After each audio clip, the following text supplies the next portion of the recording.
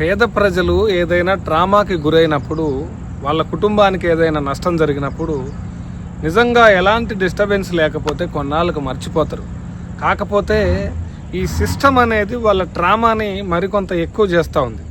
దేని గురించి మాట్లాడుతూ ఉన్నా అంటే, నేను వెస్ట్ బెంగాల్లో ఒడిస్సాకి చెందిన ఒక మెడికల్ విద్యార్థి అత్యాచారానికి గురైతే బెంగాల్ ముఖ్యమంత్రి మమతా బెనర్జీ ఏమంటదంటే, ఆ అమ్మాయి ఆ టైంలో అక్కడేం చేస్తూ ఉందని మాట్లాడుతుంది అనమాట. బేసిక్గా మానవత్వం ఉన్న మనుషులు, రాజకీయ నాయకులు కావచ్చు, ఇతర సెలబ్రిటీస్ కావచ్చు, ఎలాంటి స్టేట్మెంట్స్ ఇవ్వాలి? వాళ్ళకి అండగా ఉంటాం, ఎంత పెద్దవాళ్ళైనా శిక్షిస్తామని చెప్పాలి.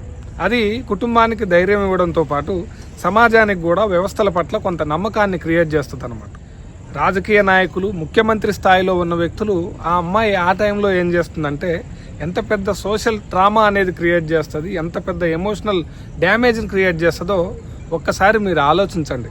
సరే, మిగతా వ్యవస్థలు ఈ విషయాన్ని ఎట్లా ప్రభావితం చేస్తాయి అన్నది మనం చూసుకుంటే, ఇదే ఏం చేస్తుందంటే, ఎవరైతే తప్పు చేసినరో వాళ్ళని పట్టుకోవడంలో ప్రభుత్వం ఎందుకు ఫెయిల్ అయింది, వ్యవస్థలు ఎందుకు ఫెయిల్ అయినాయి, పోలీస్ సిస్టమ్ ఎందుకు ఫెయిల్ అయింది, జస్టిస్ సిస్టమ్ అనేది ప్రాపర్గా జస్టిస్ డెలివరీ చేయడంలో ఎందుకు ఫెయిల్ అయిందని ఆ విషయాల మీద ఎక్కువ ఫోకస్ చేయకుండా, ఆ అమ్మాయి ఆ టైంలో అక్కడెందుకు ఉందని పదే పదే మీడియాలో చర్చ పెట్టడం అన్నమాట.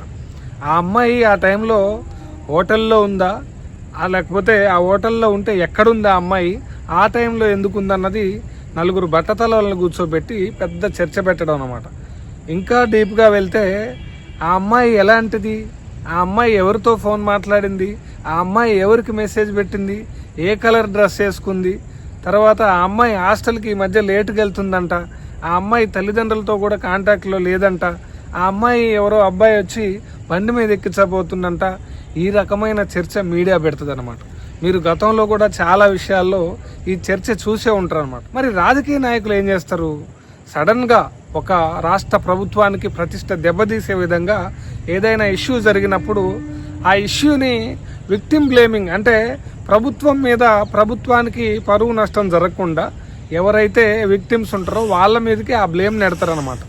ఈ ఇన్సిడెంట్, అదే బెంగాల్ ఇన్సిడెంట్ ఏంటంటే, మమతా బెనర్జీ ఏమంటది, ఆ టైంలో ఆ అమ్మాయి ఎక్కడికి వెళ్ళింది అంటది.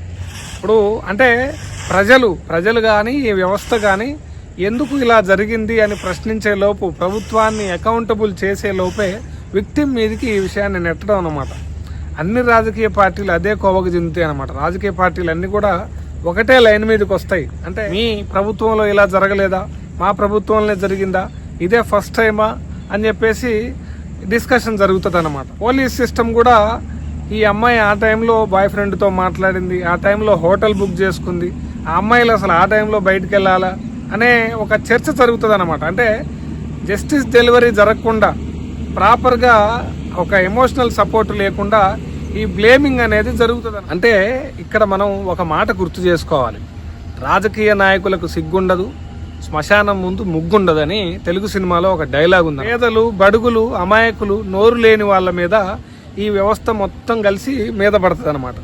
ఈ రాజకీయ నాయకులు ఏమో బాధ్యత లేకుండా, మానవత్వం లేకుండా స్టేట్మెంట్లు ఇస్తారు. జ్యుడిషియల్ సిస్టమ్ ఏమో లేట్ జ్యుడిషియరీ, అంటే చాలా లేట్గా స్పందించి, చాలా లేట్గా విక్టిమ్ ఫ్యామిలీస్ ఆల్రెడీ నష్టపోయినాక దొంగలు పడ్డ 6 నెలల కుక్కలు మురిగినట్టు వాళ్ళు న్యాయాన్ని ఇస్తారనమాట. పోలీస్ సిస్టమ్ కూడా భయంకరమైన డిస్క్రిమినేషన్తోని ఈ విక్టిమ్స్ని దాడి చేస్తారనమాట. ఎండ్ ఆఫ్ ద డే పేదవాడు, నోరు లేనివాడు, నిరక్షరాస్యుడు, వీళ్ళందరి మీద, ఈ అమాయకుల మీద పడి ఈ సిస్టమ్ అంతా మూకుమ్మడి దాడి చేసి అమాయకుని ఇంకా ఆశంత కుంగిపోయే విధంగా చేస్తారన్నమాట. ఈ ముఖ్యమంత్రులు, పోలీస్ ఆఫీసర్స్, సెలబ్రిటీస్ ఏమన్నా తక్కువ తిన్నరా? ఈ ముఖ్యమంత్రులు, ఈ మమతా బెనర్జీ కాకుండా గతంలో ములాయం సింగ్ యాదవ్ కూడా అబ్బాయిలే, అబ్బాయిలతో అమ్మాయిలు జాగ్రత్తగా ఉండాలా అంటే, ఈ స్టేట్మెంటు దేనికి దారి చేస్తుంది? అమ్మాయిలు జాగ్రత్తగా ఉండాలి, అబ్బాయిలు మృగాల్లాగా ఇష్టం వచ్చినట్టు బిహేవ్ చేస్తారు, అమ్మాయిలు నోరు మూర్చుకొని కూర్చోవాలా అనే టైప్లో మాట్లాడడం అనమాట. ఇదే మమతా బెనర్జీ ఏమంటదంటే, అమ్మాయిలకి స్వేచ్ఛ ఎక్కువైంది, అందుకే అత్యాచారాలు జరుగుతున్నాయని మాట్లాడుతుంది అనమాట. ఇంకొక ఆయన మనోహర్ లాల్ ఖట్టర్ అని హర్యానా మాజీ ముఖ్యమంత్రి, ఆయన ఏమంటాడంటే 80% రేప్స్ అనేవి కన్సెన్సువల్గా, అంటే మ్యూచువల్ కన్సెంట్తో జరుగుతున్నాయి, పరస్పర ఒప్పందంతో జరుగుతున్నాయి, కాబట్టి దీని గురించి వర్రీ అవ్వాల్సిన పని లేదని. అంటే వీళ్ళు రాజకీయ నాయకులా లేకపోతే వీధి రౌడీలా అనేది మనం ఒకసారి ఆలోచించాలి.